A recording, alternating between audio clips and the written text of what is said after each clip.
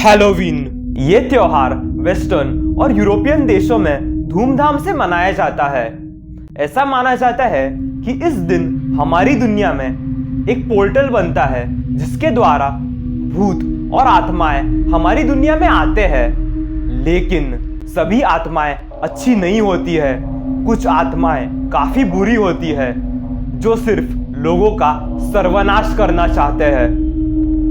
Halloween त्योहार मनाना शायद केल्टिक लोगों ने शुरू किया था, जो यूरोप के वेस्टर्न एरियाज जैसे आयरलैंड और स्कॉटलैंड में रहते थे। उस जमाने में आत्माओं को खुश करने के लिए लोग अपने घरों के बाहर खाना छोड़ देते थे। खुद को उन आत्माओं से बचाने के लिए लोग भूतों की तरह कपड़े भी पहनते थे। खैर, मैं ज्यादा हिस्ट्री में नहीं जाऊंगा, लेकिन अगर आप चाहो तो मैं इस टॉपिक पर एक अलग से वीडियो जरूर बनाऊंगा। आज की कहानी 3 अमेरिकन दोस्तों के साथ हुई एक घटना के बारे में है। हैलोवीन जैसे मौज मस्ती भरे त्योहार में उन्हें ये नहीं पता था कि उनके साथ क्या होने वाला है। हैलोवीन के दिन धरती पर मंडराने वाली बुरी आत्माएं उनका शिकार करने के लिए तैयार थे। तो बिना किसी देरी किए आज की कहानी शुरू कर देते हैं। 3 दोस्त, उनकी उम्र लगभग 15 साल थी। वो देर रात ट्रिक और ट्रीट करते हुए ढेर सारी मिठाइयां इकट्ठा कर रहे थे। जब वो अपने घर की ओर लौट रहे थे, उन्होंने देखा कि सड़क पर बिल्कुल अंधेरा हो गया था। ऐसा लग रहा था जैसे उस कॉलोनी में रहने वाले लोगों ने इन 3 बच्चों को मिठाइयां देने के बाद अपनी लाइट बंद कर दी होगी। वो तीनों प्लेग्राउंड से होकर अपने घर की ओर जा रहे थे। प्लेग्राउंड के आसपास कोई घर नहीं था। थोड़ा और चलने के बाद उन्हें एक घर दिखाई देता है। उस घर का डेकोरेशन बहुत अच्छा था और वहां से रोशनी भी काफी तेज आ रही थी। तीनों बच्चे इस सजावट को देखकर काफी खुश हो गए और उन्होंने वहां से भी चॉकलेट्स इकट्ठा करने का फैसला किया। वो दरवाजे की घंटी बजाते हैं। किसी ने भी जवाब नहीं दिया। उन्होंने दरवाजा खटखटाया और ऊपरी मंजिल से लकड़ी के फर्श के करकराने की आवाज सुनी। घर में पुरानी फर्श थी जिससे बच्चों को पता लग रहा था कि कोई नीचे आ रहा है। एक बूढ़ी औरत ने दरवाजा खोला। उसने एक बहुत बड़ी मुस्कान के साथ तीनों बच्चों का स्वागत किया। अंदर का वातावरण बाहर की सजावट से बिल्कुल अलग था। उस बूढ़ी औरत ने कहा कि चॉकलेट्स बेसमेंट में है। उसने बच्चों को बाहर इंतजार करने को कहा। वो नीचे चली जाती है। अंदर जाने के लगभग 5 मिनट बाद वो नीचे से चिल्लाती है और कहती है कि उसे बक्से उठाने के लिए किसी की मदद की जरूरत है।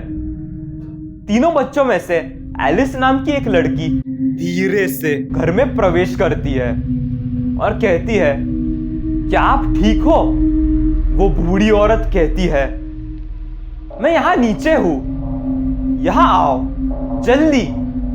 एलिस धीरे धीरे नीचे की ओर चलने लगती है। वो जितना नीचे जाती है, तहखाना और भी अंधेरे में डूब रहा था। तहखाने से ऐसी दुर्गंध आ रही थी जैसे वहां कोई चीज सड़ रही है। इस वक्त जॉन और रेचल दरवाजे पर थे। उन्हें तहखाने में से एक चीख सुनाई देती है। रेचल कहती है, चलो अपने घर की ओर भागते हैं। जॉन कहता है, हमें एलिस को बचाने की जरूरत है, नहीं तो उसके मॉम डैड हमें बहुत डांटेंगे। रेचल कहती है, हम अपने घर वापस जाएंगे और मदद लेकर आएंगे। जॉन कहता है, तब तक तो बहुत देर हो चुकी होगी। फिर वो धीरे धीरे तहखाने में प्रवेश करते हैं। वहां के अंधेरे ने मानो उन दोनों का शरीर सुन्न कर दिया था। जैसे ही वो नीचे तहखाने की ओर गए, उन्होंने देखा कि कई मोमबत्तियां जल रही थी। यहाँ काले जादू का सेटअप था। कमरे के कोने में एलिस दीवार की ओर मुंह करके खड़ी थी। वो रो रही थी। ऐसा लग रहा था जैसे उसकी आवाज उसकी अपनी नहीं है, क्योंकि उसकी आवाज बहुत भारी हो चुकी थी। किसी भी 15 साल के लड़की की आवाज ऐसे नहीं हो सकती है। दोनों बच्चों को लगा कि कोई बुरी शक्ति एलिस पर हावी हो चुकी है। वो दोनों धीरे धीरे कमरे के उस कोने की ओर बढ़ने लगे जहां एलिस खड़ी थी। कमरे के हिसाब से उस कोने में अंधेरा थोड़ा ज्यादा था, और जब वो उसके थोड़ी ही दूरी पर थे तब वो पीछे मुड़ती है। उसका चेहरा एकदम सफेद हो गया था, लेकिन उसकी आंखें और उसका मुंह बिल्कुल काला पड़ चुका था। उसने उन दोनों की ओर देखा और अपना मुंह खोला। वो चिल्लाने लगती है। उसके मुंह से कुछ काला पानी जैसा टपकने लगता है। ये एक काफी भयानक दृश्य था, जिससे देखकर उन दोनों की हालत बहुत खराब हो गई। रेचल चिल्लाई, Alice, this is not who you are. मतलब ये चीज तुम नहीं हो। एलिस ने रेचल को उसके उसी भयानक रूप में देखा और धीरे धीरे उसका रोना कम हो गया और वो बेहोश हो गई। उन दोनों ने उसे पकड़ लिया और उसे जगाने की कोशिश करते हुए उसका सिर ऊपर उठाया। धीरे धीरे उसने अपनी आंखें खोली और वो फिर से नॉर्मल हो गई। एलिस ने कहा कि हमें यहां से निकलना होगा।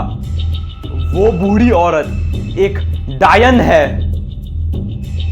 जैसे ही मैं सीढ़ियों से नीचे आई, मुझे अपनी गर्दन के पीछे हल्की हल्की सांसें महसूस होने लगी।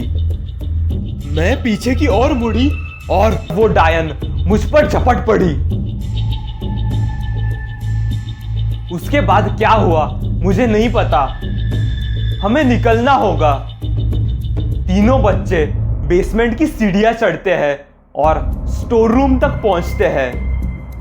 वो लिविंग रूम की ओर भागे जहां मेन डोर था। जैसे ही वो दरवाजे की ओर भागे, दरवाजा धीरे धीरे बंद होने लगा और जब तक वो दरवाजे तक पहुंचते तब तक बहुत देर हो चुकी थी। दरवाजा लॉक हो गया था। उन्हें ऊपर से उसी लकड़ी के फर्श की करकराहट सुनाई देती है। रेचल को महसूस हो रहा था कि उसके माथे पर पसीना आ गया है। एलिस अभी भी ये समझने की कोशिश कर रही थी कि उसके साथ क्या हुआ था। तीनों को पता था कि उनके पीछे जो सीढ़ियां है उस पर कोई खड़ा है। जॉन धीरे धीरे पीछे मुड़ने लगा। उसके पीछे जो कुछ भी था उसे उसके इरादे कुछ ठीक नहीं लग रहे थे। उसका सिक्स्थ सेंस उसे बता रहा था कि कोई चीज उसका शिकार करने के लिए इंतजार कर रही है। उसने सीढ़ियों के ऊपर देखा और उसके दिल की धड़कन रुक गई। वो बूढ़ी औरत एक डायन में बदल गई थी। उसकी आंखें सफेद हो गई थी और उसके शरीर का आकार बदलने लगा।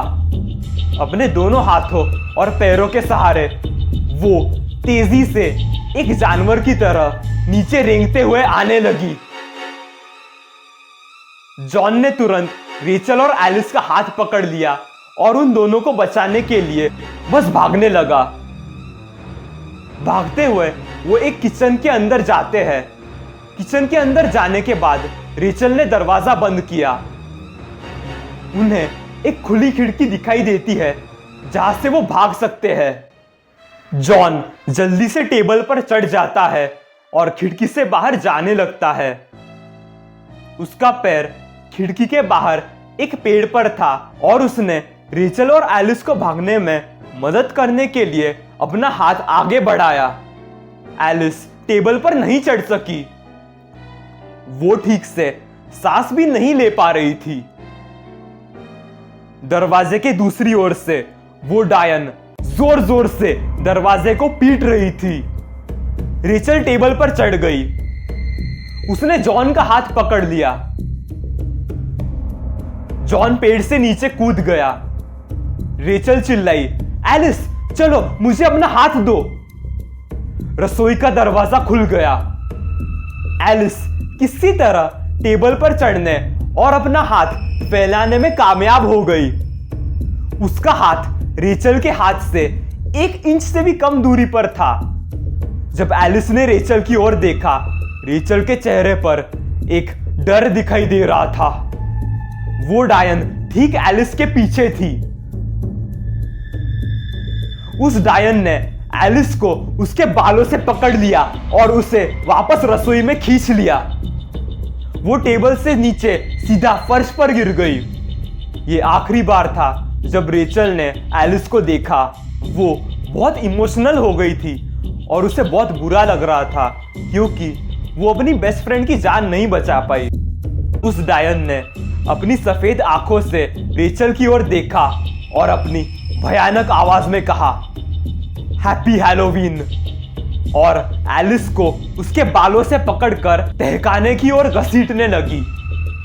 जॉन और रेचल अपने माता पिता के पास पहुंचे और एलिस के मॉम डैड को उन तीनों के साथ जो कुछ भी हुआ वो बताने की पूरी कोशिश करते हैं। एलिस के डैड बिल, अंकल सैम और डेविड के साथ उस घर की ओर दौड़े। अंकल सैम के हाथ में एक शॉटगन थी, जबकि बिल और डेविड ने अपनी लोडेड बंदूक पकड़ ली और उस घर के अंदर गए। सारे पड़ोसी बाहर खड़े थे। उन तीनों के उस घर में जाने के लगभग 5 मिनट बाद पड़ोसियों ने कई गोलियां चलने की आवाज सुनी, मानो वहां गोलियों की बरसात हो रही थी। ये करीब 1 मिनट तक चला, फिर एकदम सन्नाटा छा गया। उन तीनों में से कोई भी उस घर के बाहर नहीं निकला और फिर उन्हें वापस कभी नहीं देखा गया। उस शहर ने उस रात बहुत कुछ खो दिया था। एलिस नाम की एक 15 साल की मासूम लड़की, उसके पिता बिल, अंकल सैम और डेविड को उन्होंने हमेशा के लिए खो दिया था। ये दुखद घटना उस शहर के लोगों के लिए हैलोवीन की सबसे काली रात मानी जाती है। उम्मीद है आप लोगों को भी ये कहानी पसंद आई। कहानी पसंद आई तो hit the like button, comment करिए और सब्सक्राइब कीजिए for even more haunted videos. अगर आपके पास भी कोई ऐसी कहानी हो वो आप मुझसे शेयर कर सकते हैं मेरे चैनल के ऑफिशियल ईमेल आईडी पे, विच इज scarescape.stories907@gmail.com, या फिर मेरे चैनल के ऑफिशियल इंस्टाग्राम आईडी पे, which is scarescape stories_YouTube। Thanks for watching.